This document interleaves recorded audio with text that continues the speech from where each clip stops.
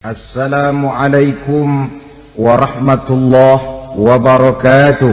Waalaikumsalam warahmatullahi wabarakatuh. Alhamdulillah wassalatu wassalamu ala sayyidina Rasulillah sayyidina wa maulana Muhammad ibn Abdullah wa ala alihi wa sahbihi wa mawala la hawla wa la quwwata illa billah, amma ba'du. Bapak-bapak, ibu-ibu, saudara-saudara kaum muslimin rahimakumullah. Kapan kiamat itu akan datang? Ini rahasia Allah. Jangankan kita yang orang awam, baginda Nabi sendiri tidak diberitahu oleh Allah kapan kiamat itu akan terjadi. Tetapi sungguh pun demikian, banyak hadis-hadis yang menjelaskan ciri atau tanda-tanda datangnya kiamat. Nah, kalau sudah bicara soal tanda kiamat itu ada dua. Pertama yang disebut alamatus sughra, tanda-tanda kecil. Ini waktunya masih ada tenggang. Ada yang dinamakan alamatul kubra, tanda-tanda besar, artinya kiamat sudah diambang pintu. Apa tanda-tanda kecil dari datangnya hari kiamat itu? Misalnya kata Nabi, apabila ilmu sudah diangkat oleh Allah, artinya apabila ulama sudah banyak wafat, minat orang belajar agama berkurang, lalu kebodohan nampak merajalela di mana-mana, zina dikerjakan secara terbuka, minuman-minuman keras jadi kebanggaan, itu termasuk di antara tanda-tanda kecil terjadinya hari kiamat. Apalagi misalnya iza waladatil ammatu rabbataha, apabila budak sudah melahirkan tuan. Apa maksudnya? Ada yang mentafsirkan apabila anak sudah bisa membudaki orang tuanya. Orang tua yang melahirkan dia, yang membesarkan dia, demi setelah si anak besar jadi orang berpangkat, bertitel, berharta, berkedudukan. Jadilah orang tua itu budaknya. Sehingga sering dibilang kalau orang tua kaya, anak jadi raja. Tapi kalau anak yang kaya, orang tua sering jadi budak. Apalagi munculnya fitnah yang bergelombang, timbul perang antara dua bangsa yang besar, waktu berjalan terasa sangat pendek sekali. Itu merupakan tanda di antara tanda-tanda kiamat. Termasuk di dalamnya sulit membedakan mana laki, mana perempuan. Kan kalau tanda-tanda kayak begini sekarang sudah banyak kita lihat kan? Ulama banyak wafat, penggantinya sulit. Zina dikerjakan berterang-terangan, minuman keras jadi kebanggaan, banyak anak membudaki orang tuanya, sulit membedakan mana laki mana perempuan. Kadang-kadang dari belakang kita lihat perempuan bener, begitu kita colek nengok jenggotan.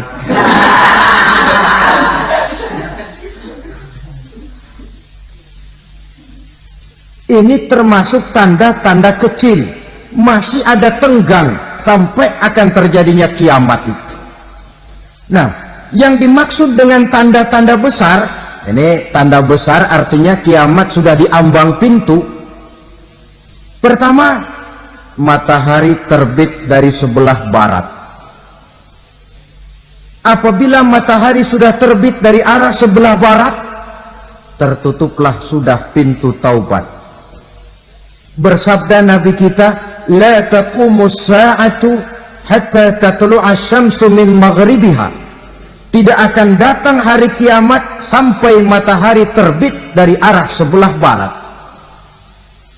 Fa iza tala'at, manakala matahari telah terbit dari arah sebelah barat, wa ra'ahan nasu, manusia banyak menyaksikan itu, amanu ajma'un, mereka pun lalu beriman. yang tadinya kafir, yang tadinya ingkar, yang tadinya membangkang, setelah melihat matahari terbit dari sebelah barat, buru-buru beriman, berlomba-lomba mengucap 2 kalimat syahadat. Tapi apa yang terjadi? Kata Nabi, wadzalika hina la yanfa'u nafsan imanuha lam takun amanat min qabl. Hari itu adalah hari yang iman sudah tidak berguna lagi bagi seseorang apabila sebelumnya memang dia tidak pernah beriman. Au kasabat fi imaniha khaira, atau beriman tetapi tidak pernah melakukan kebajikan di dalam keimanannya itu. Hari yang sudah kasib, hari yang sudah terlambat, beriman tidak akan ada gunanya lagi. Ini pelajaran buat kita. Sebelum sang surya terbit dari sebelah barat, sebelum nafas sampai di tenggorokan, artinya pintu taubat masih terbuka. Kalau 2 hal itu sudah terwujud, nafas sudah sampai di kerongkongan atau matahari sudah terbit dari arah sebelah barat, tertutuplah sudah pintu taubat. Tak ada lagi gunanya pangkat, jabatan, harta, bahkan beriman pun dalam suasana macam itu too late, kata orang Kulon. Sudah terlambat. Matahari terbit dari arah sebelah barat, itu tanda besar, artinya kiamat sudah diambang pintu. Lalu apalagi tanda besar? Munculnya Dajjal. Dajjal artinya pendusta-pendusta yang menyesatkan manusia. Ada 2 macam Dajjal, saudara.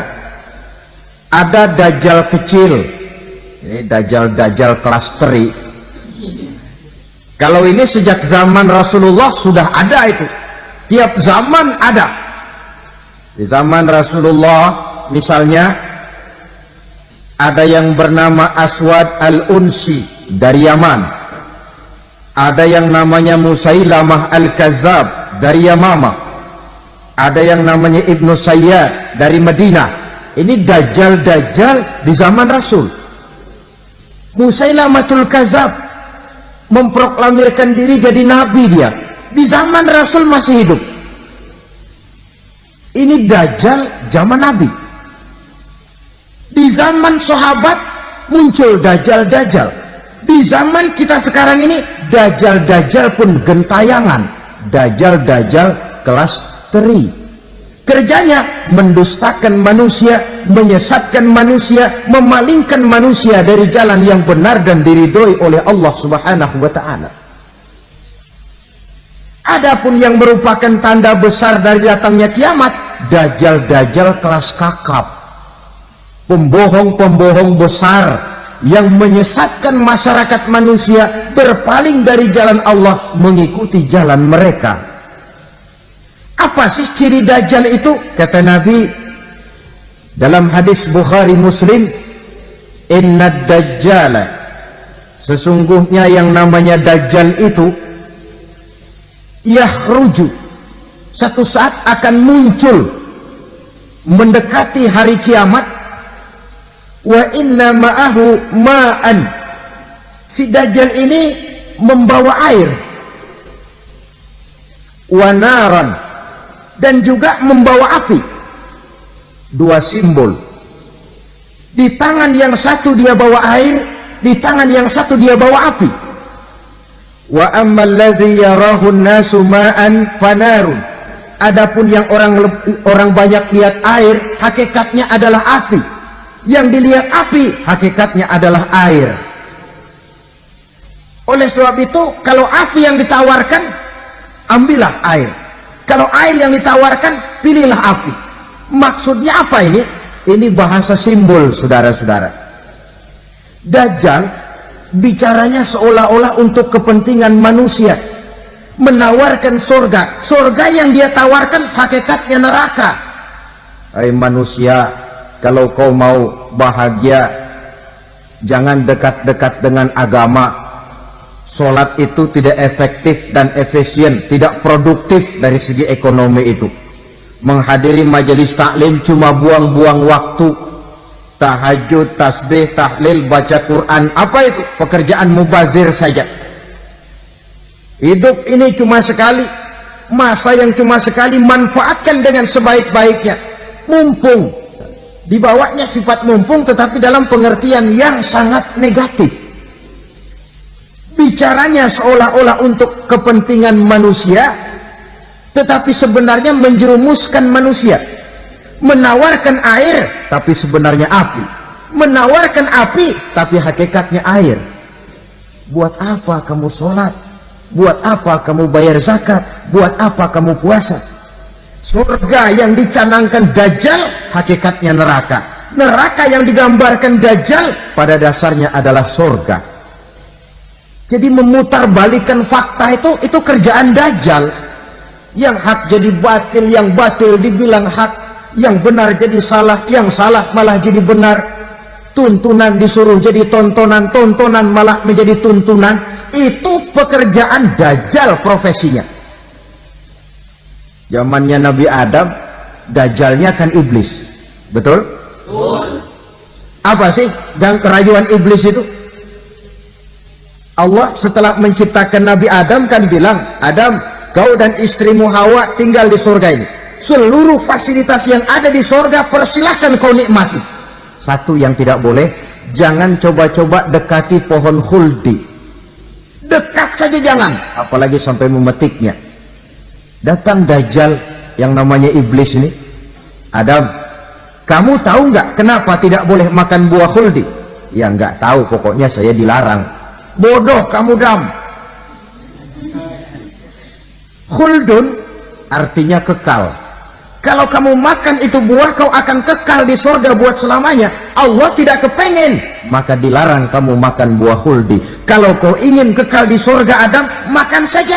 Saya bicara begini ini untuk kepentingan kamu, Adam. Ini kan ciri-ciri Dajjal. Bicaranya sih seolah-olah untuk kepentingan Nabi Adam, hakikat sebenarnya menjerumuskan Nabi Adam supaya ingkar dan melanggar larangan dari Allah Subhanahu wa ta'ala.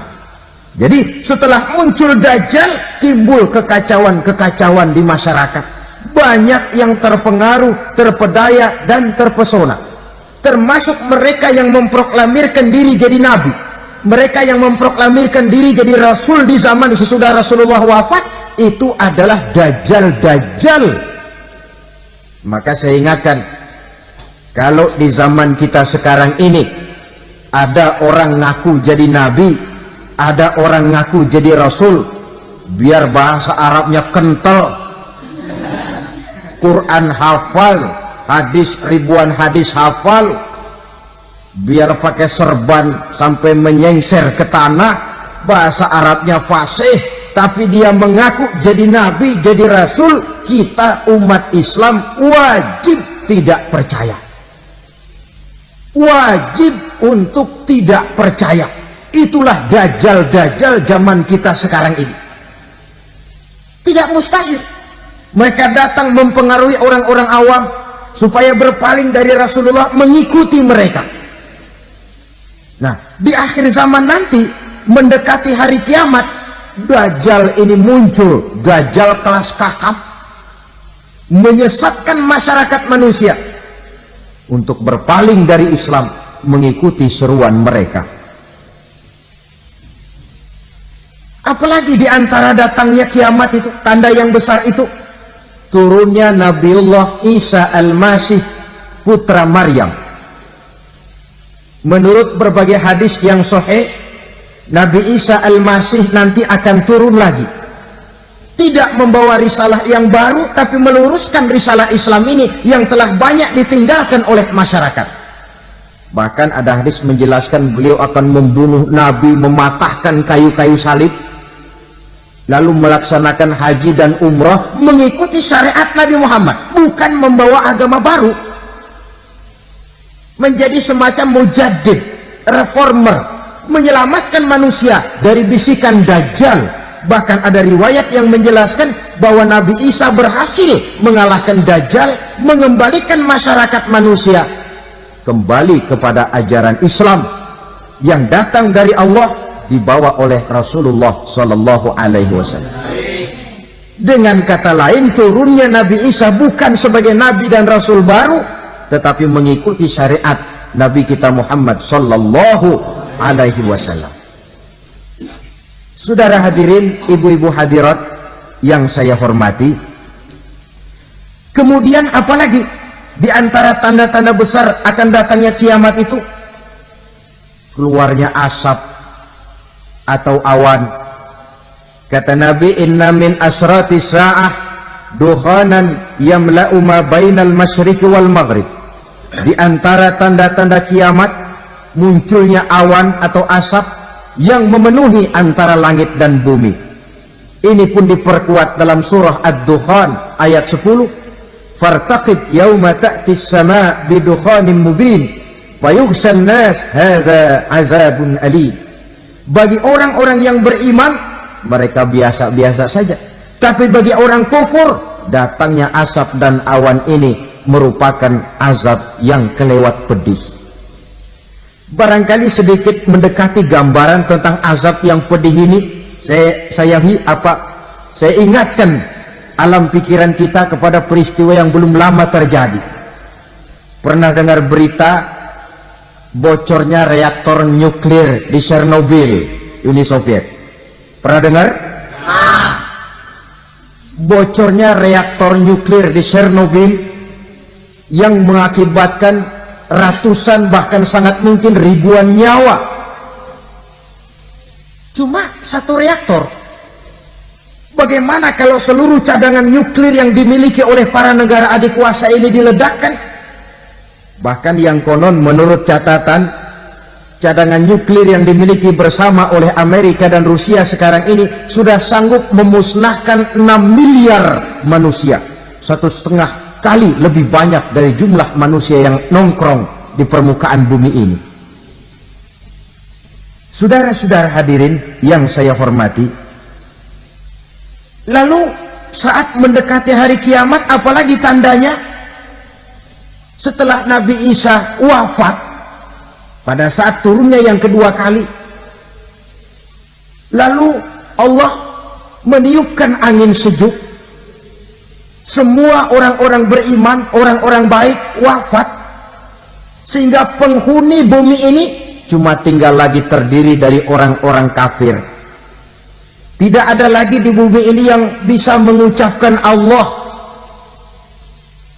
Sehingga dalam hadis qudsi itu ada keterangan, innallaha azza wa jalla yaqulu li Israfil. Allah pernah pesan kepada malaikat Israfil, kata Allah, Israfil, iza sami'ta qailan yaqul Allah Allah fa akhirin nafah 40 sanatan ikraman liqailiha. Hai Israfil, apabila kau dengar di permukaan bumi masih banyak orang yang mengucapkan Allah Allah, maka tunda sangkakala kiamat itu 40 tahun. Untuk apa? Ikraman liqailiha, menghormati orang yang mengucapkan Allah Allah itu. Wah, jadi karena sekarang masih banyak yang mengucapkan Allah, besar hatilah kita, masih jauh kiamat itu. Tapi jangan lupa, kiamat pribadi, kiamat kecil itu yang gak kita sangka-sangka. Ajal datang mencabut nyawa, itu kiamat pribadi, dan itu yang pasti kita hadapi, dan itu yang membuat kita tidak boleh bersikap main-main di dalam kehidupan sekarang ini. Saudara hadirin yang saya hormati, tidak ada lagi orang-orang muslim. Seluruh penduduk dunia ini kafir. Lalu terciptalah struktur sosial yang berlandaskan prinsip hidup semau gue. Bakal terjadilah prinsip di mana yang kaya menyantap yang miskin, yang kuat menindas yang lemah.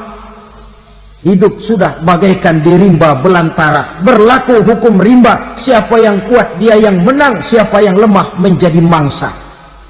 Timbul kekacauan, maksiat merajalela, munkarat menjadi-jadi, sehingga isi bumi ini penuh dengan segala macam perbuatan dosa. Tidak ada perlunya lagi alam diperpanjang temponya. Datang saat yang sudah dijanjikan oleh Allah Azza wa Jalla, maka terjadilah yang disebut kiamat kubra, kiamat besar, kiamat hancur-hancuran. Bagaimana kejadian ini dimulai? Dalam surah Az-Zumar ayat 68, Allah Subhanahu wa taala berfirman, "Wa nufikha fis-suri fasa'iqa man fis samawati wa man fil ardi illa man syaa Allah." Maka manakala ditiuplah sangkakala, terkejutlah seluruh yang ada di langit dan seluruh yang ada di bumi. Bila saat kiamat datang, Allah perintah malaikat Israfil, Israfil, tiup sangkakalamu. Ditiuplah sangkakala oleh malaikat Israfil. Yang akibat daripada tiupan itu, seluruh yang ada di langit, seluruh yang ada di permukaan bumi terkejut. Yang ada di langit siapa? Malaikat kan. Bayangin aja kalau malaikat kaget, apalagi kita. Terkejut seluruh makhluk yang ada di bumi, yang ada di langit mendengar suara sangkakala itu. Bunyinya tidak sanggup kita bayangkan dahsyatnya. Ledakan nuklir, ledakan neutron, belum apa-apa ketimbang bunyi sangkakala malaikat Israfil ini. Nah, lalu mendengar bunyi sangkakala ini, gemparlah makhluk, kacaulah alam. Bumi gempa, planet-planet bertabrakan, gunung meletus, air laut tumpah ke darat, angin topan bertiup, halilintar menyambar. Lalu semua yang bernama hidup mati total. Mati bareng tanpa persiapan. La haula wala quwata illa billah. Saya kadang-kadang dalam tafakur bermohon, ya Allah, mudah-mudahan saya nggak nemuin kiamat beneran. Ngeri, nggak bisa kita bayangkan macam apa suasana seperti itu. Allah saja banyak memberikan gambaran, misalnya Al-Qari'ah, wa mal qari'ah, wa ma adraka mal qari'ah. Kejadian yang menggemparkan. Tahukah kamu apa kejadian yang menggemparkan itu? Yauma yakunun nasu kal farasil mabsus wa takunul jibalu kal ihnil manfus. Pada saat itu manusia berterbangan bagai kupu-kupu, gunung berterbangan seperti kapas ditiup angin. Gunung saja macam kapas, konon lagi manusia. Kematian total, mulai semut sampai gajah mati, jin mati, iblis mati, malaikat mati. Malaikat saja mati. Saudara hadirin yang saya hormati, kematian total yang tanpa persiapan. Orang bilang, Pak, kalau mati bareng begitu yang repot malaikat maut dong ya. Cabut sana, cabut sini. Itu kalau menurut logika kita, mestinya begitu menurut logika. Tapi logika juga yang bilang nggak perlu serepot itu. Sebab untuk mematikan listrik di wilayah DKI, di wilayah Jakarta, nggak perlu tiap rumah didatengin matiin ya lama. Cukup dari kantor pusatnya saja PLN, tekan satu tombol, gelaplah seluruh Jakarta. Saudara hadirin yang saya hormati, kematian total. Lalu setelah kematian total, planet-planet juga mati, dalam arti tidak bergerak dan beredar. Angin mati, dalam arti tidak bertiup. Air mati, dalam arti tidak ada riak gelombang. Pokoknya semua mati. Kullu nafsin za'iqatul maut, semua yang bernafas mati. Dalam ayat lain, kullu man 'alaiha fan, semua yang ada di permukaan bumi fana. Yang kekal cuma Allah Subhanahu wa ta'ala. Yang paling belakang mati malaikat maut dan malaikat Israfil. Tapi mati juga sesuai dengan janji Allah. Menurut hadis Bukhari Muslim dari Abi Hurairah, masa tenggang waktu antara kematian total pada tiupan sangkakala pertama dengan proses kebangkitan pada tiupan sangkakala kedua 40 lamanya. Tidak dijelaskan oleh Abi Hurairah 40 jam, apa 40 hari, apa 40 tahun. Hadis-hadis cuma menyebutkan 40 saja. Sunyi alam yang tinggal cuma Allah saja lagi. Ketika itu Allah berseru-seru, katanya, limanil mulkul yauma, siapa para penguasa hari ini? Mana itu raja-raja dan penguasa yang dulu mengaku jadi Tuhan? Fir'aun, mana Fir'aun sekarang? Yang dulu jadi raja, merasa berhasil, sombong, lalu tidak mau turun-turun dari kekuasaannya, sampai kepada puncak kekurang ajarannya mengangkat diri jadi Tuhan. Mana itu Fir'aun? Namrus, mana sekarang Namrus? La ilaha illa ana, ternyata tidak ada Tuhan lain selain daripada aku, kata Allah. Proses kemudian, saudara-saudara, turunlah hujan dari langit. 40 lamanya hujan itu, tidak jelas juga 40 jam apa 40 hari. Setelah air turun membasahi, datanglah tiupan sangkakala yang kedua. Semua yang bernama mati bangkit dari kuburnya masing-masing. Ini yang disebut Yaumul Ba'thi, hari kebangkitan. Allahu Akbar. Pada saat kita bangkit dari kubur kita masing-masing, kumpul di padang mahsyar namanya. Bayangin aja, saya sendiri nggak sanggup bayangin. Manusia sejak zaman Adam sampai zaman kiamat kumpul bareng di tempat sama. Berapa banyaknya itu?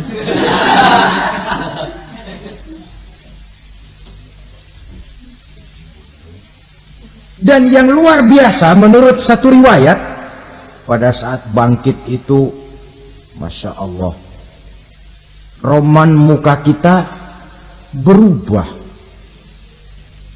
disesuaikan dengan amalan kita waktu di dunia ini.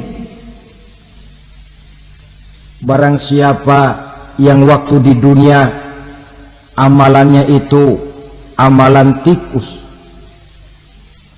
di akhirat nanti dia bangkit dari kubur, mukanya seperti muka tikus. Gagah betul badannya, tapi mukanya seperti tikus. Kenapa? Amalannya waktu di dunia seperti amalan tikus. Apa amalan tikus itu? Suka ngegeragoti barang yang sudah disimpan rapi-rapi. Orang sudah simpan uang rapi-rapi, simpan perhiasan rapi-rapi, digeragoti oleh tikus. Maling-maling, pencoleng-pencoleng, koruptor-koruptor, itu nanti di akhirat nanti kita lihat mukanya seperti muka tikus. Oh, ini waktu di dunia suka nyolong, hanya seperti muka tikus.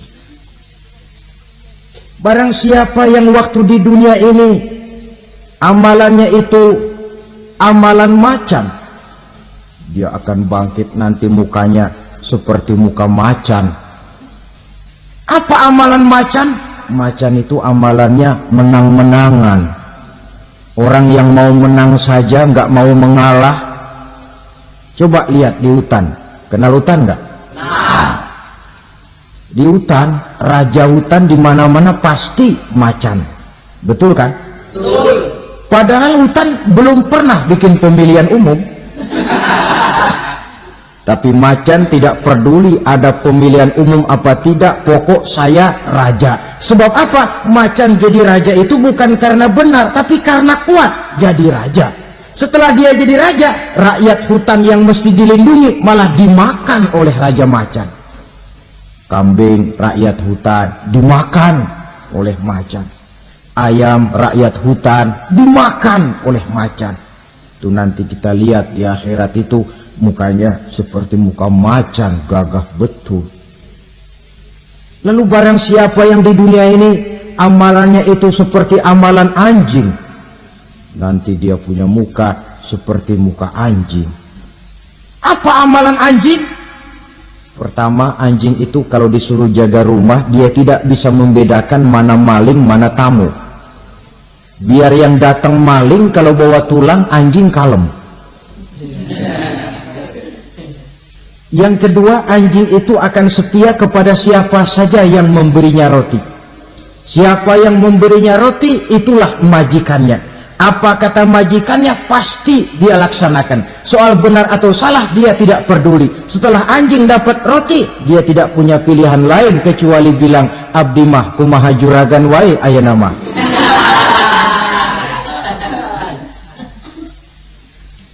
Saudara hadirin yang saya hormati, berkumpul di padang mahsyar, tiap orang sibuk dengan persoalannya masing-masing. Matahari waktu itu didekatkan oleh Allah, panas luar biasa.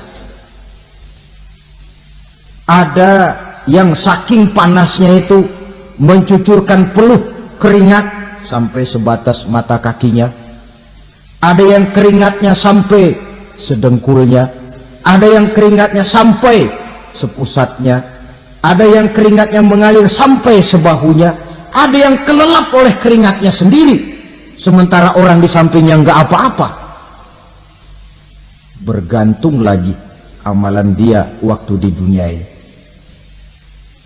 Saudara-saudara, sebagian orang dalam kepanikan padang mahsyar berombong-rombong datang mereka menghadap Nabi Adam. Ya Adam, anta abal bashar.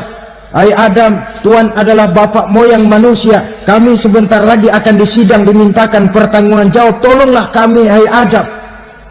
Kata Nabi Adam, jangankan nolongin sampean, saya sendiri tanggung jawab di hadapan Allah. Ketika dulu tidak boleh makan khuldi, saya serobot. Sudahlah, urus diri masing-masing saja, nafsi. Begitu kata Nabi Nuh, begitu kata Nabi Ibrahim. Tiap orang bertanggung jawab sendiri-sendiri. Ketika itulah saudara-saudara, nikmatnya menjadi umat Nabi besar Muhammad sallallahu alaihi wasallam. Sebab apa? Walaupun menurut abjad kita ini umat paling belakang, kan paling belakang kita ini toh, karena Nabi Muhammad adalah Nabi akhir, tapi akan dihisap lebih dulu, lewat di atas sirat lebih dulu, masuk surga lebih dahulu ketimbang umat-umat belakangan. Ketika Rasul mendekati ajal, beliau tanyakan itu kepada malaikat Jibril. Malaikat Jibril berkata, Muhammad jangan khawatir, Allah sudah berjanji, inni haramtul jannata ala sairil anbiya hatta tadkhulaha anta wa haramtuha ala sairil umami hatta tadkhulaha ummatuka. Surga aku haramkan buat seluruh nabi kecuali kalau engkau Muhammad sudah masuk ke dalamnya, dan surga aku haramkan buat seluruh umat kecuali kalau umatmu Muhammad sudah masuk ke dalamnya. Logikanya, walaupun menurut abjad kita umat paling belakang, bakal dihisab paling dulu, lewat di atas sirat paling dulu, masuk surga paling dulu, kalau mampir ke neraka juga paling dulu. Ya resiko. Jangan mau enaknya aja paling dulu. Saudara hadirin yang saya hormati, setelah masa kebangkitan itu jangan dikira begitu bangkit langsung diperiksa, masih menunggu menanti ribuan tahun perhitungan padang mahsyar untuk sampai kepada proses yang disebut yaumul hisab, hari perhitungan. Seorang demi seorang bakal dipanggil.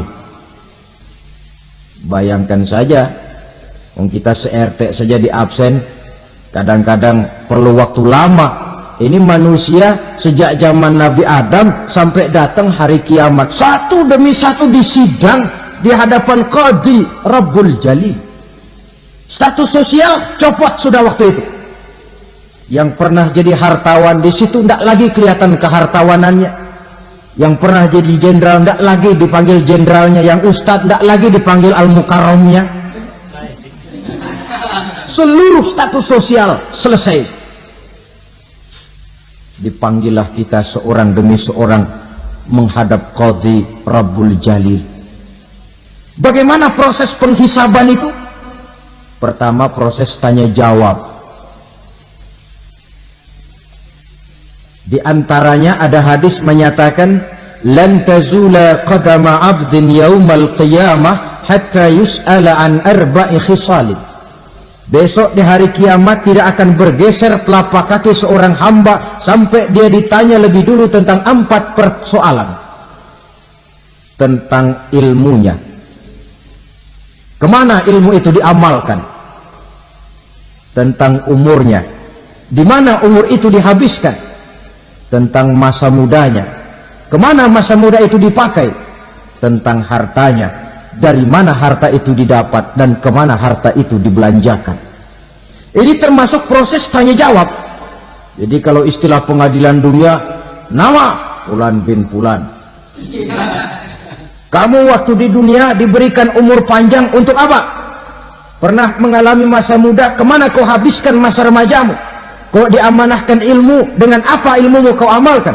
Kau diberikan harta, dari mana harta kau dapat, kemana kau belanjakan? Tak seorang pun yang bisa mungkir. Sebab apa? Dikala itu yang menjadi saksi bukan orang.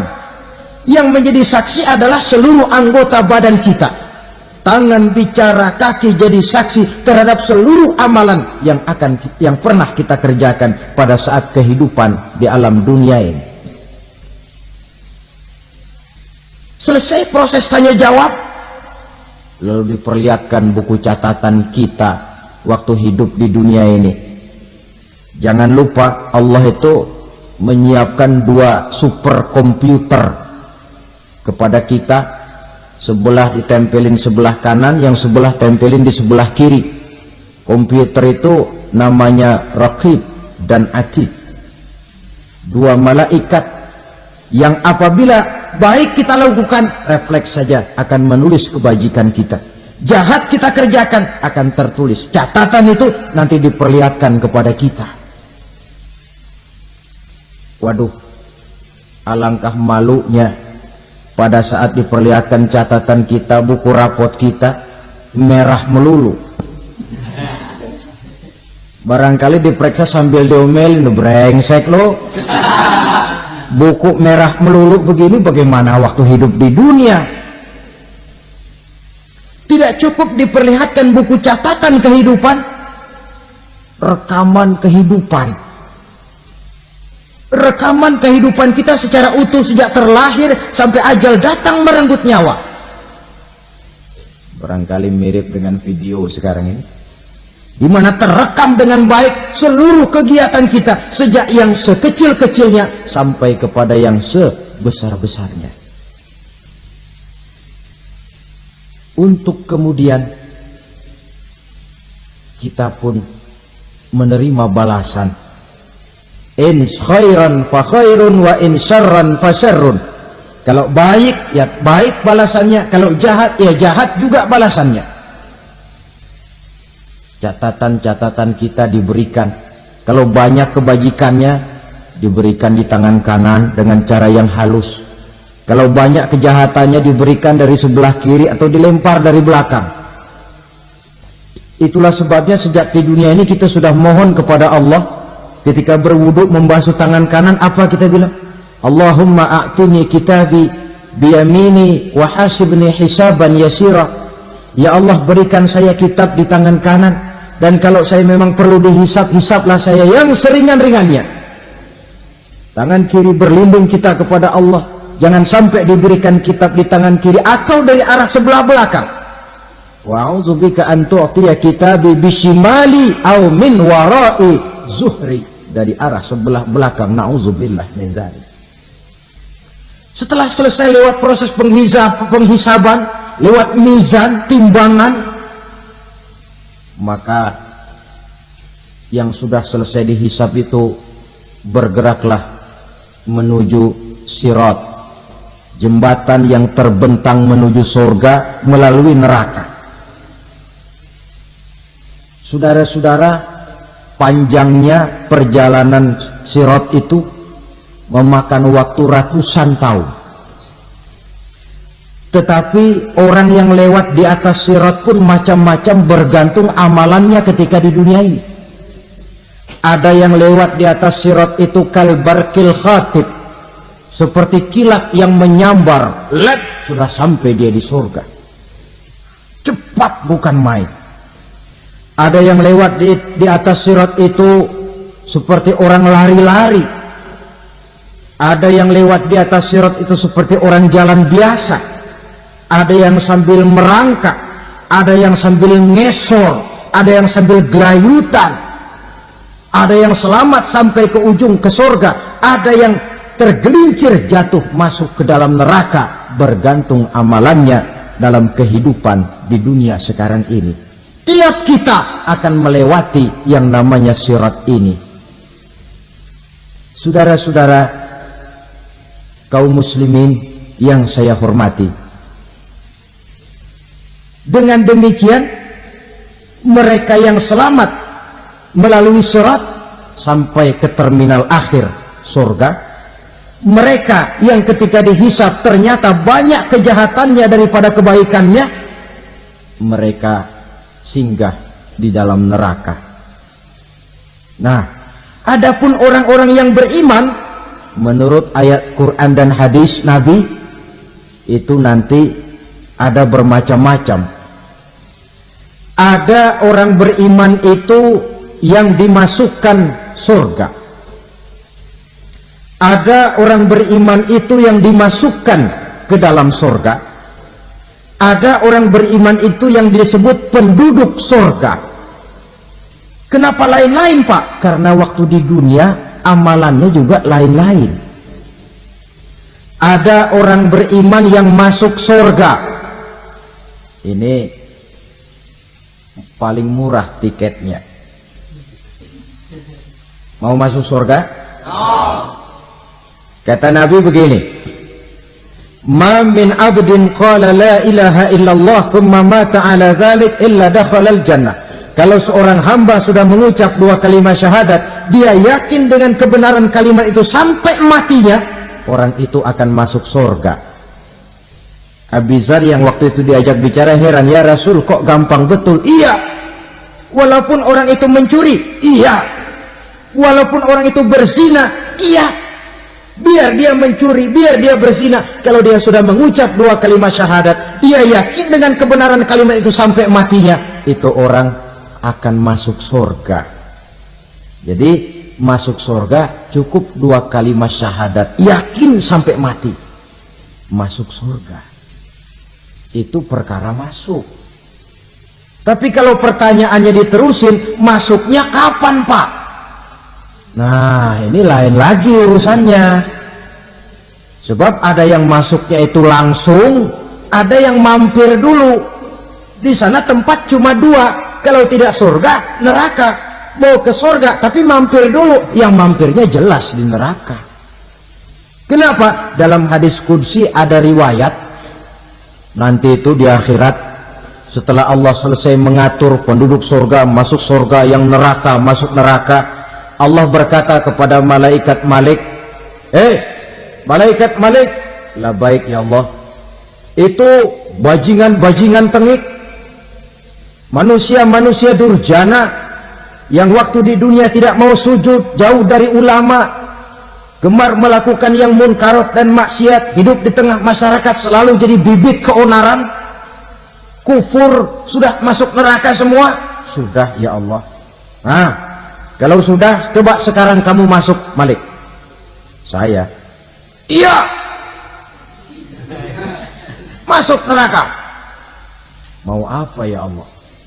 Kata Allah, akhriju minan nar man kana fi qalbihi misqala habatin min khardalin min iman. Kau masuk neraka, cari di dalam neraka orang-orang yang ada imannya walaupun kecil sebesar biji zarah, angkat mereka keluar. Masuk malaikat Malik ke neraka. Cari orang yang ada imannya, korek-korek. Ya repot, udah pada gosong. Yang ada imannya diangkat ke atas, yang ada imannya diangkat ke atas. Lalu dimandikan di Nahrul Hayat, namanya sungai kehidupan di akhirat nanti. Cakep lagi rupanya, bersih lagi wajahnya, apel di hadapan Allah. Kata Allah, bagaimana mas? Kapok nggak sampean? Kapok ya Allah. Nah, kalau kapok, idhab fadkhulil jannah, pergi masuk surga sana. Berangkat mereka ke surga, ketemu sama teman-temannya yang udah sampai lebih dulu, yang nggak pakai mampir lagi. Terjadi dialog. Kata teman-temannya yang udah pada nyampe duluan, mas, iya, emang baru sampai? Saya baru sampai. Memang mampir di mana dulu mas? Kita sudah lama sampai di surga. Saudara buka surah Al-Muddatsir ayat 34-35. Ma salakakum fis saqar? Kenapa kamu mampir di neraka Saqar? Qalu lam nakum minal musallin. Mereka menjawab, kami mampir di neraka Saqar mas, gara-gara dulunya kami waktu di dunia tidak pernah sholat.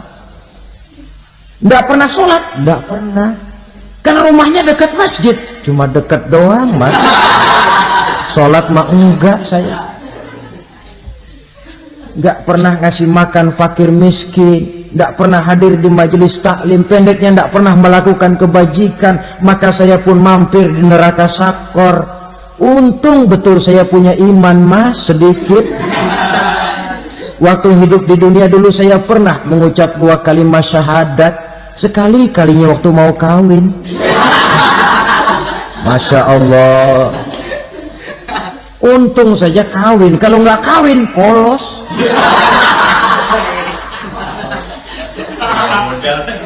Itu juga pengulu sudah setengah mati ngajarin. Asyhadu alla, asyaduaan, asyaduaan.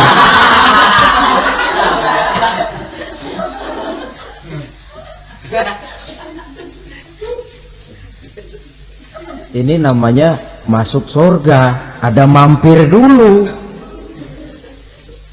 Ada pula orang mukmin itu yang dimasukkan surga. Namanya dimasukkan kan terima beres.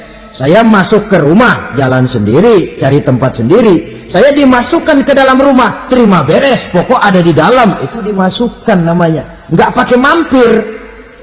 Tapi tentu tiketnya lebih mahal ketimbang yang pertama tadi. Apa kata Allah? Innal ladzina amanu wa amilus shalihat la ukaffiranna anhum sayyi'atihim wa la udkhilannahum jannah. Sesungguhnya orang-orang yang beriman kemudian beramal soleh, kami hapuskan segala dosa dan kesalahannya, kami masukkan mereka ke dalam surga. Lihat ayatnya. Allah yang memasukkan, kita yang dimasukkan. Tidak pakai transit, tidak usah mampir. Cuma tidak cukup syahadat, tidak cukup amanu, tapi diiringi dengan wa amilus shalih. Iman, amal. Tidak cukup syahadat, lalu dibuktikan dia sholat, dia zakat, puasa, lalu dia melakukan berbagai macam kebajikan. Ini yang menyebabkan dia tidak pakai mampir di tempat yang bernama Saqar. Lalu ada pula orang mukmin itu yang disebut penduduk surga. Wah, ini sudah VIP ini. Ashabul jannah, penduduk surga. Siapa mereka? Kata Allah, innal ladzina amanu summa istaqamu fala khaufun 'alaihim wa la hum yahzanun ulaika ashabul jannah hum fiha khalidun. Sesungguhnya orang-orang yang beriman lalu istiqamah, tetap dalam melaksanakan perintah Allah, tidak goyah, tidak labil tapi stabil, istiqamah, mereka tidak takut dan tidak bersedih hati. Merekalah penduduk surga. Iman, istiqamah. Tidak punya duit, sembahyang. Banyak duit, sembahyang. Miskin, sembahyang. Kaya, tetap sembahyang. Istiqamah. Kadang orang kalau susah rajin ke masjid, banyak duitnya ngelihat masjid melengos. Itu yang dibilang waktu miskin hamba Allah, setelah kaya jadi hamba harta. Bergeser, tidak ada nilai istiqomahnya. Saudara-saudara, dengan begitu penduduk neraka itu dua. Ada penduduk permanen, ada penduduk yang semi permanen. Yang semi permanen orang-orang beriman yang mempunyai dosa besar. Mereka masuk ke neraka untuk menerima azab sesuai dengan dosanya. Bila selesai masa azab itu, mereka akan diangkat untuk ditempatkan kembali ke dalam surganya Allah Subhanahu wa ta'ala. Nah, dikala itulah saudara-saudara, ada yang disebut syafaat dari Rasulullah Sallallahu Alaihi Wasallam. Tapi tentu jangan lupa, syafaat ini ibarat kain menambal dia. Kita punya kain bolong-bolong sedikit, syafaat yang menambal. Sholat kita ada kurang dikit, sedekah kita ada campur riak dikit, amalan kita ada tidak karena Allah dikit, kita berharap syafaat. Jadi biarlah kain masih bolong-bolong, yang penting punya kain. Tapi kalau kainnya tidak ada, yang ditambal apanya? Sholat tidak, puasa tidak, zakat tidak, berharap syafaat saja ya, terlalu berlebihan itu. Saudara hadirin yang saya hormati, apabila selesai proses penghisaban, proses penghitungan, maka dikala itulah manusia terbagi dalam dua kelompok besar. Fariqun fil jannah wa fariqun fis sa'ir. Sekelompok orang-orang beruntung yang masuk ke dalam surga, dan sekelompok lagi masuk ke dalam neraka. Akan memakan waktu untuk menceritakan sifat surga dan neraka, tapi insya Allah pada kesempatan pertemuan lain saya sampaikan. Namun sebagai gambaran umum cukuplah saya sampaikan sebuah hadis qudsi. Allah jelaskan, a'dadtu li'ibadiyas salihin ma la aynun ra'at wa la uzunun sami'at wa la khatara fi qalbil bashar. Aku sediakan buat hamba-hambaku yang soleh, yang tidak pernah terlihat oleh mata, tidak pernah terdengar oleh telinga, dan belum pernah terdetik dalam hati manusia. Jadi kenikmatan surga belum pernah dilihat mata, belum pernah didengar telinga, belum pernah terdetik dalam hati. Pedihnya azab neraka belum pernah terlihat mata, belum pernah terdengar telinga, belum pernah terdetik dalam hati. Saudara hadirin yang saya hormati, oleh karena itu sebagai uraian akhir daripada kiamat ini, marilah sama-sama kita memanfaatkan hidup dengan sebaik-baiknya, supaya jangan timbul penyesalan di hari kemudian nanti. Mudah-mudahan kita seluruhnya diselamatkan Allah dari azab neraka dan mendapat surga dan ridhonya. Sekian dan demikianlah pertemuan kita kali ini. Terima kasih banyak atas segala perhatian. Mohon maaf atas segala kekurangan.